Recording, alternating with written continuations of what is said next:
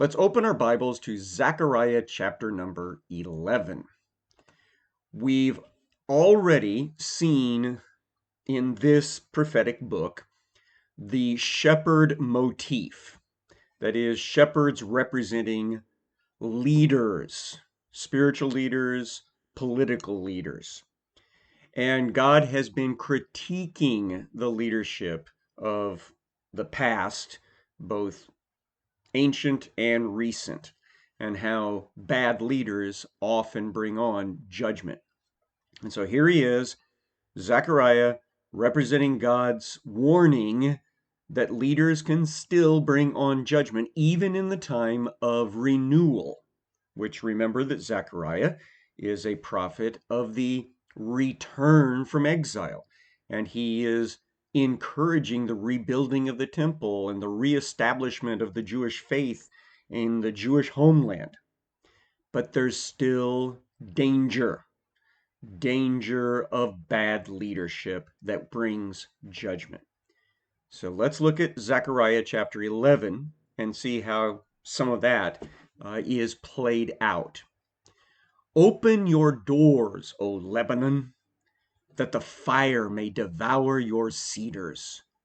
Wail, O cypress, for the cedar has fallen, for the glorious trees are ruined. Wail, oaks of Bashan, for the thick forest has been felled. Now, we've seen the imagery of trees in the past representing people groups, nations, and how when judgment comes, those trees are taken down. They're either hacked down or they are burned out. And so here's the warning. Get ready for some judgment because you've not been living the way you're supposed to. Lebanon is up to the north. It would include, to some extent, Tyre and Sidon area, which we've already seen judgment coming their direction. The oaks of Bashan, that's on the east side of the Jordan Valley. And so apparently some judgment is going to be coming down that direction. Verse 3, slight variation on that same theme. The sound of the wail of the shepherds, for their glory is ruined. The sound of the roar of the lions, for the thicket of the Jordan is ruined. So all along the Jordan River, which zigzags through the valley between the Sea of Galilee in the north and the Dead Sea in the south, there grows up this green patch, this ribbon of willows and other water-loving plants, and it makes a thicket, like a little jungle, next to the Jordan River. And back at the time when there were lions in the lower Middle East, the lions liked that area. Well, here we are told that the shepherds, apparently of Jerusalem, Judah, the Israelis, should be wailing because judgment is also coming against their area. And the lions, which might be a symbol of leadership as well, they're not going to be pleased with how things turn out. Now, verse 4. Let's follow along in this theme of shepherds being leaders, and if they are not good leaders, that can bring judgment. Verse 4, thus says he who is my God, become shepherd of the flock doomed to slaughter. Those who buy them slaughter them and go unpunished, and those who sell them say, oh, blessed be Yahweh, blessed be he who is, I've become rich. And their own shepherds have no pity on them. Sheep were a source of food for the Israeli people, but they were also the source of sacrifice. You needed plenty of sheep in order to have plenty of animal sacrifices ready to go. And what are we doing? We are rebuilding the temple. We've already got the sacrificial altar rebuilt. And so there needs to be more and more and more and more of these sacrifices. So now there is this demand for more and more sheep. And where there's a high demand and a low supply, there's money to be made. And so we've got some shepherds here that are raising the sheep, having no pity on them, because all they're doing is trying to produce as many sheep as they can in order to sell for sacrifice and for eating generally to the growing population of Judah as the people are returning to the homeland.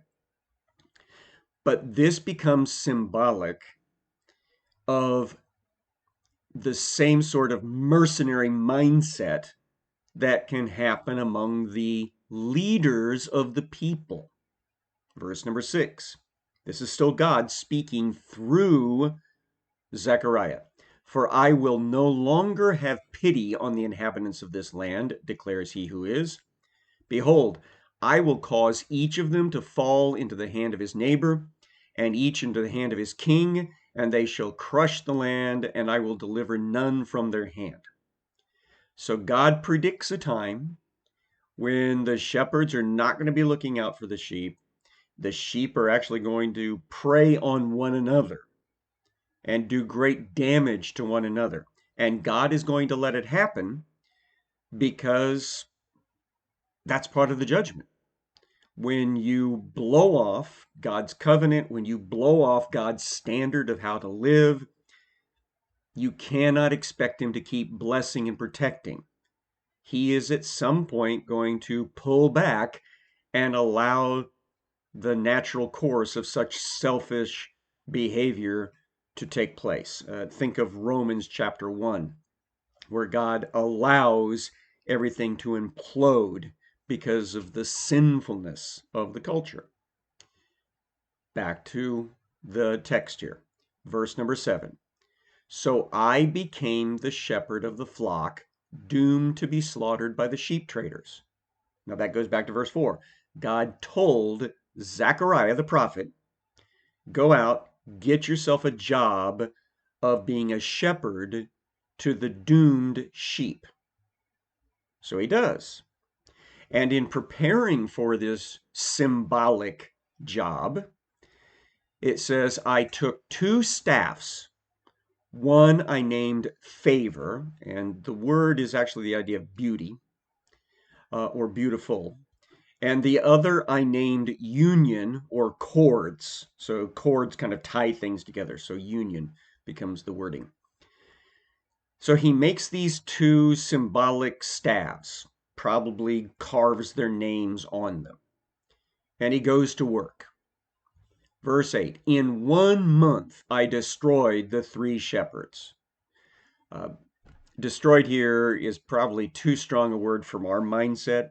It isn't that he killed them, he fired them. He was apparently an over-shepherd trying to take care of the sheep with under-shepherds. And in 1 month, he has to fire 3 of these shepherds because they're not taking proper care of the sheep. So in 1 month, I destroyed the 3 shepherds, but I became impatient with them, and they also detested me. So I said, I'm not to be your shepherd. What is to die, let it die. What is to be destroyed, let it be destroyed. And let those who are left devour the flesh of one another. So he gets his fill of this job where he is not appreciated at all. The shepherds that he keeps hiring and having to fire get replaced by other shepherds that don't care about the sheep. And so finally he says, I'm done. I am quitting.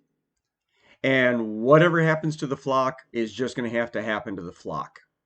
Verse 10, I took my staff, favor, beauty, and I broke it, annulling the covenant that I had made with all the peoples. Now this is where the symbolism comes in, because the ultimate shepherd here is God.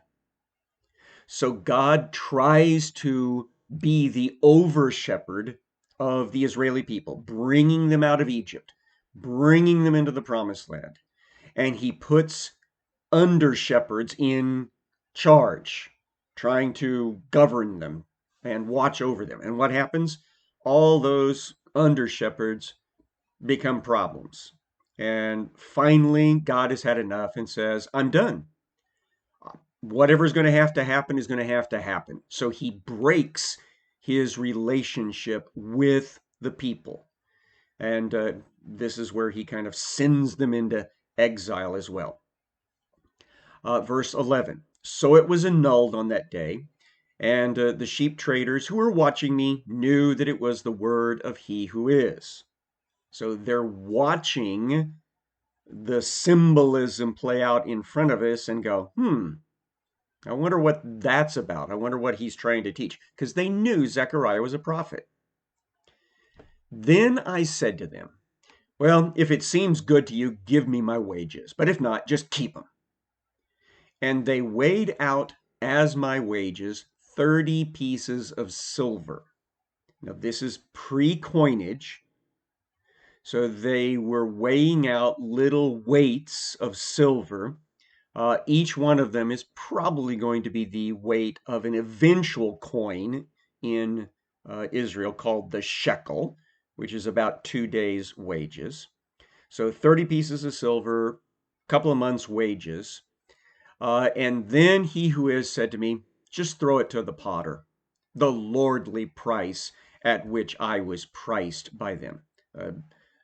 God tells him, just throw it into the potter that's working on the building of the temple. And then he, Zechariah, says, yeah, that lordly price at which they valued me. And so I took the 30 pieces of silver and I cast them into the house of he who is, to the potter. Now, if that sounds familiar, there's a reason for it. Because in the story of the gospel, Matthew's record of it, chapter number 27, we have Judas betray the shepherd, the good shepherd, for how much? You got it, 30 pieces of silver. And once he sees that Jesus is condemned to execution, and you get the impression that Judas wasn't really looking for Jesus to be executed. He just simply wanted him to no longer be followed by people, because Judas evidently had come to the conclusion Jesus was not the Messiah, that he was just kind of a crazy young man, and he could make a buck off of him by handing him over to the authorities, and that would take him out of circulation. He more than likely anticipated that he would be beaten and then lose all his influence on the people. But that's not how it played out, was it? Jesus gets condemned by the manipulation of the Jewish leadership to execution at the hands of the Romans. And that causes great pain in the heart of Judas. And so this is what we read in Matthew 27:3. Then when Judas' betrayer saw that Jesus was condemned, he changed his mind and brought back the 30 pieces of silver to the chief priests and the elders, saying, I've sinned by betraying innocent blood. And they said, what's that to us? See to it yourself.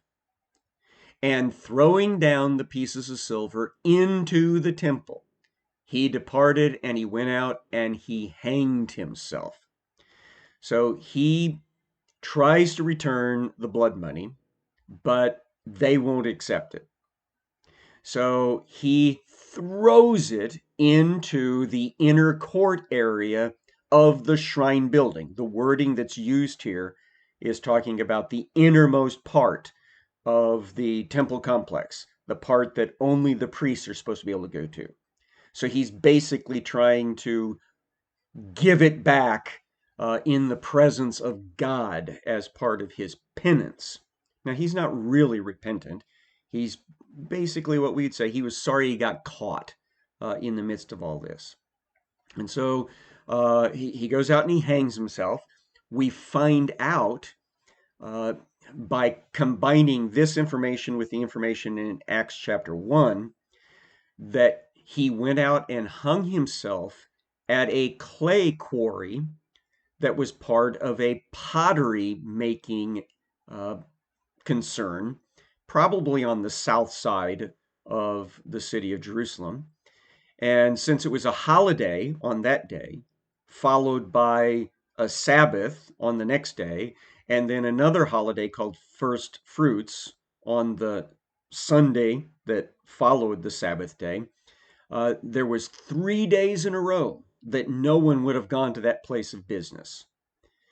And when they did, they found that this guy had hung himself at the pottery quarry, and that because there was nobody there to take the body down, it swelled up in the sun, and the rope either broke or came loose, and he falls down onto the clay and pops open and contaminates the ground because pottery clay is used to make pots, and pots are used to carry things, and therefore it has to be clean ceremonially.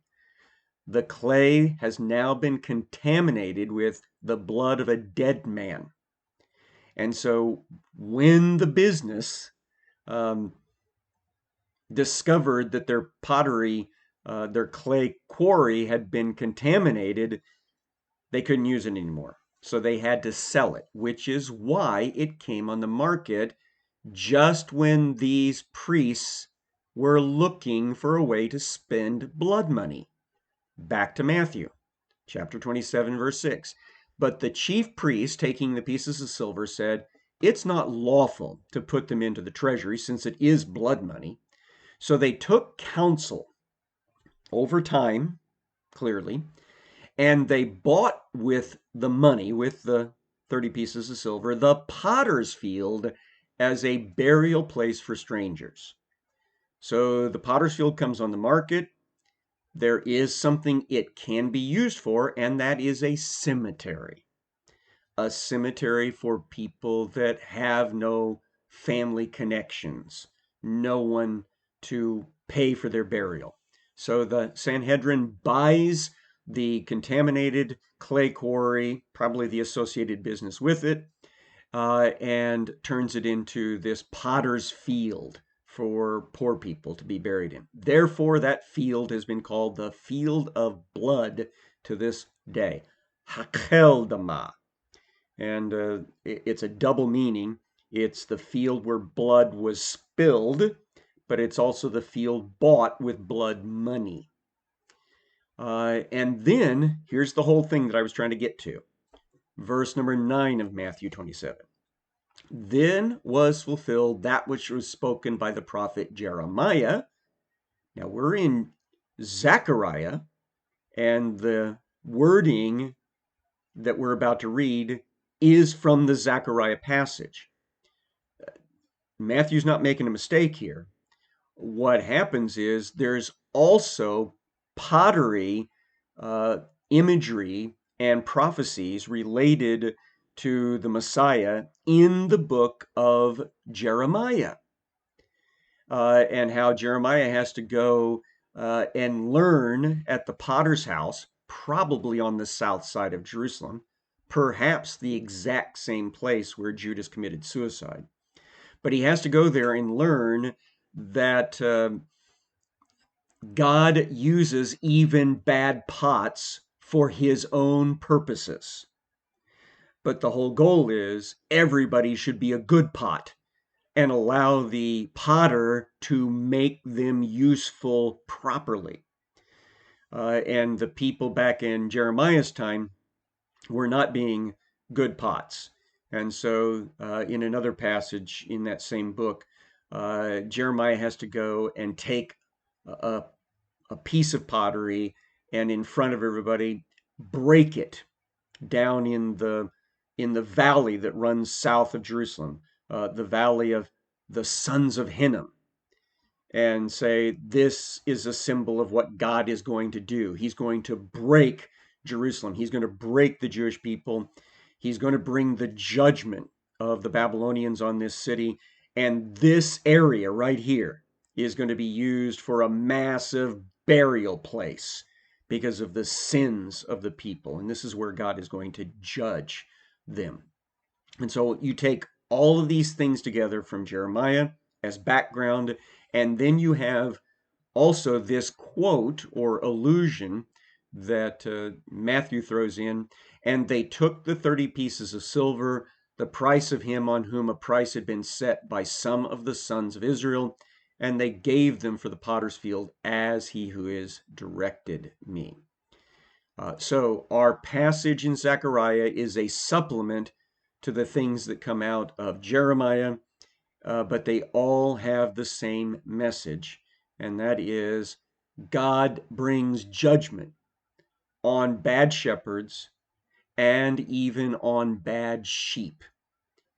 And what we really need is the good shepherd, which makes me think about John chapter 10, where Jesus says, I am the good shepherd. I look out for the sheep, and my sheep hear my voice, and I call them by name and lead them out.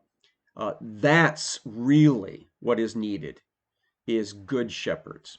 But unfortunately, Zechariah has to be the example of a bad shepherd, and how bad shepherds end up allowing the sheep to be abused. Verse number 14, then I broke my second staff union, annulling the brotherhood between Judah and Israel. Now, that passage seems to be a remembrance of how God's judgment broke apart southern Judah from northern Israel, and each of them faced their own judgments. Northern Israel under the Assyrians, southern Judah under the Babylonians. But thankfully, they were having the opportunity to come back and be brought back together again with one another and with God. That's a separate thing that comes out of the book of Ezekiel, where the two sticks get put back together again. But the only way that happens is through the death and the resurrection of the good shepherd of all, the Messiah. But we need to finish with this warning from Zechariah's time. Verse number 15. Then he who is said to me, take once more the equipment of a foolish shepherd. So Zechariah, you tried to be the good shepherd and you got ignored and mistreated, and you had to quit and give the shepherd or give the sheep up to the judgment. Now I want you to demonstrate what a bad shepherd is going to do in the future. So take once more the equipment of a foolish shepherd, for behold, I am raising up in the land a shepherd who does not care for those being destroyed, or seek the young, or heal the maimed, or nourish the healthy, but devours the flesh of the fat ones, tearing off even their hoofs. You remember how I've told you that Zechariah is one of those books that seem to be filled with all sorts of prophecies, from the return to the first coming of Jesus, to the growth of the church, to the second coming of Jesus. Well, this seems to be one of those pointing toward the second coming, because God is going to allow to raise up, according to the book of Daniel, chapter number 7, according to the entirety of the book of Revelation, a bad leader. A lot of people call him Antichrist. I like to call him the beast leader, because that's the language out of Daniel and out of the book of Revelation. But this bad guy is going to be a leader, but not care about the people. And so verse number 17, woe to my worthless shepherd who deserts the flock. And then a curse is put on this bad shepherd. May the sword strike his arm and his right eye. Let his arm be wholly withered and his right eye utterly blinded. So a curse is put on what is apparently this final world ruler, this evil, wicked shepherd. And it impacts on his right eye and his right arm. Many many commentators have found it interesting that in the book of Revelation, it is said both about the kingdom and maybe the king himself, that's the bad guy in the story, that he will, having had a fatal wound to the head, to have survived that, to revive from that. And so this, in fact, might be a prediction that the final world ruler, the beast leader, the horn leader, is going to have a bad right arm and a bad right eye because something happens to him on his rise to power. Come back next week and we will continue with the rest of Zechariah.